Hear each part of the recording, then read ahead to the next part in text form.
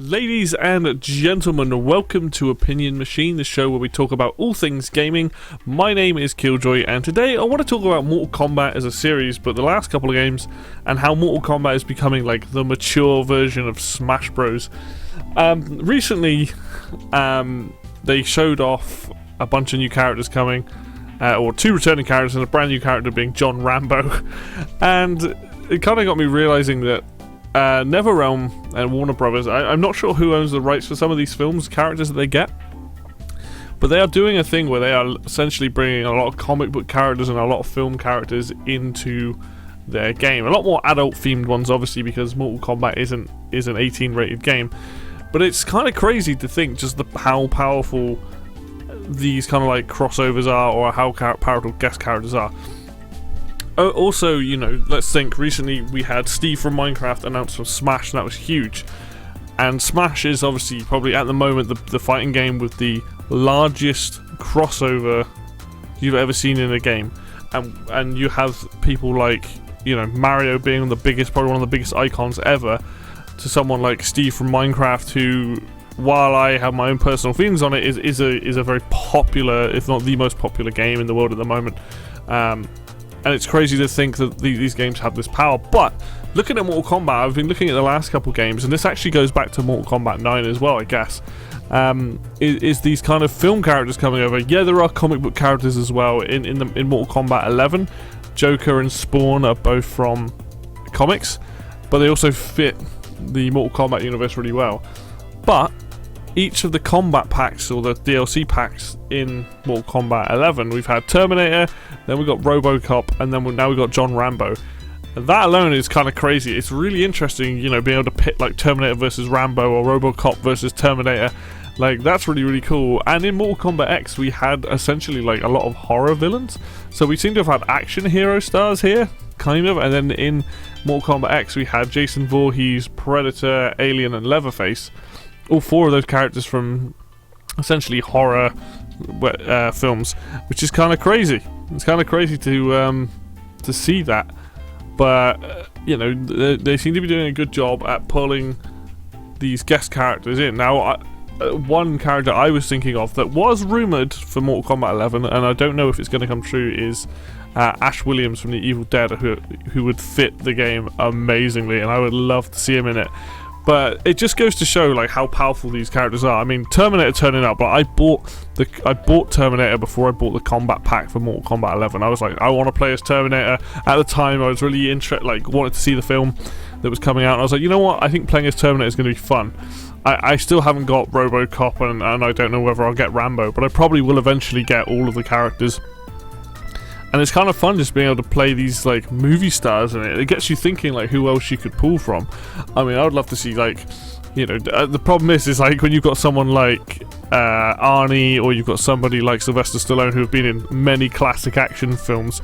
It's like, who else do you pull from? Like, what big characters do you think that they could get? But like, if they do another combat pack, say they do a combat pack 3, so they go with another film representative, like, it'd be awesome to see who they pull from. There's plenty of, you know, there's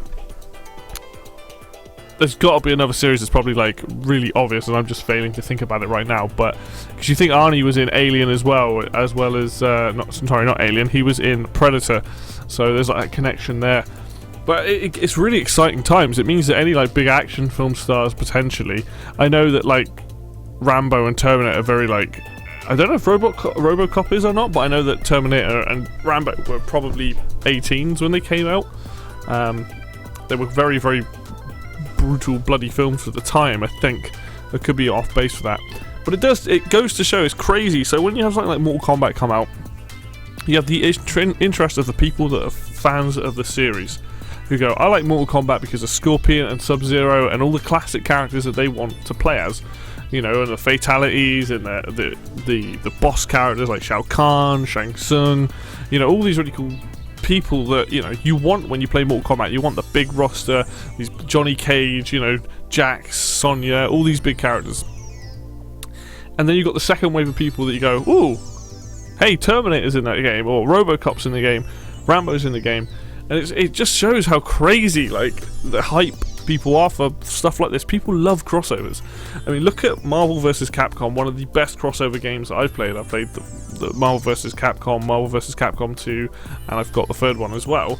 And there's something really satisfying about playing, like, you know, having a team of Ryu and Iron Man and versus, like, you know, like the Hulk and Arthur or something like that. It's it gets people really excited because people love, like, crossover stuff.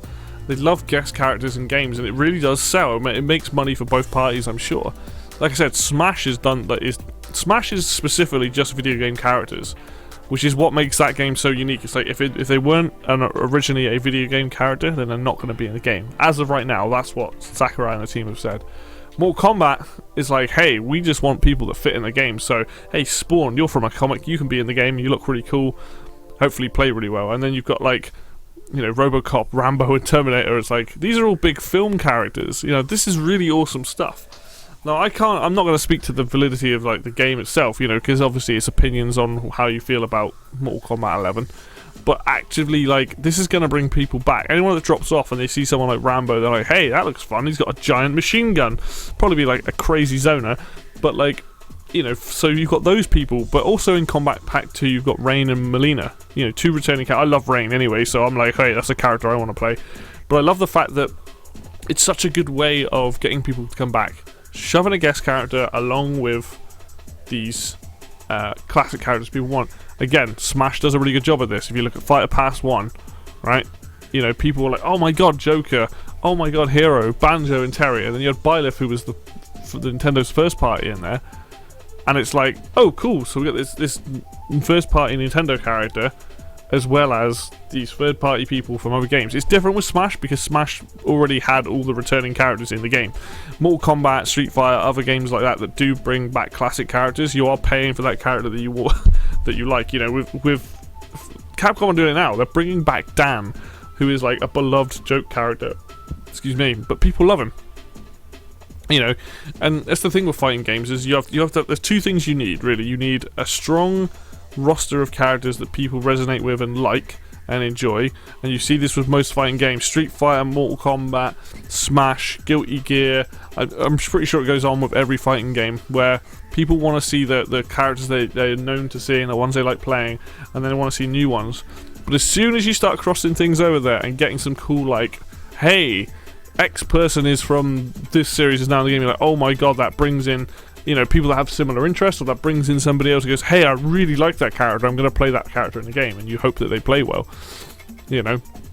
And that's great that we're seeing this in Mortal Kombat. Like, the idea that they're bringing stuff in from movies and comics and stuff and smashing that into their game is awesome, and I do like it, and I hope, you know, they continue to do this going forward. I think we'll get potentially one more combat pack with one more big action hero, and I think that'll be it for Mortal Kombat 11, because Mortal Kombat X had I only had Combat Pack 1 and 2, so maybe we won't get any more from Mortal Kombat 11 after this. But I like the fact that Mortal Kombat X had 4 essentially horror characters, horror villains if you like, and to see, you know, it's weird because John Rambo and RoboCop, I guess Terminator is technically a protagonist from the second film onwards, but like maybe they bring in one more protagonist. I think, you know, that, like I said, Ash Williams would be a really cool character to add to that. It'd be really funny as well. But yeah, I just wanted to talk about this because I think this is a really, I think NetherRealm are doing the right thing by each pack just add in. I know Combat Pack 1 had, what's it, 1, 2, 3, 6 characters, including Spawn, Terminator, and Joker. So you had 3 returning Mortal Kombat characters and 3 guest characters, but I like the idea of them bringing back more classic characters that people want, as well as maybe one character from like a film franchise or something. And obviously this stuff kind of costs money, just to get the licenses for and whatnot, and likenesses as well. But yeah, I hope that this is a trend that we see in every Mortal Kombat game where they just bring in, because you got to think Mortal Kombat 9, they had what, Freddy Krueger in that one, so that was an interesting character. But I would say right now, like, NetherRealm are doing the right thing by bringing in these characters. Whether they end up playing well or not is a different thing, but you know people are going to see that and they're going to want to play these characters. They're going to at least want to try and you know, what's the word, they're going to try to at least try them and play them, so they've bought them at that point. But yeah, Very, very exciting times indeed, and I really hope that they do more stuff like this. It's just so awesome to see. So, and that's really my kind of sense on it. I just like, hey, you know, this is becoming the Smash Brothers, but for like 18+ games and involving in comics and outside video game characters, which I think is really, really cool. So, that's it for me today, guys. Thank you very much for listening and watching. As always, if you like this video, hit the like button down there. If you want to see more content like this, then hit subscribe. Links for Facebook and Twitter will be in the description below. And until next video, I will see you then.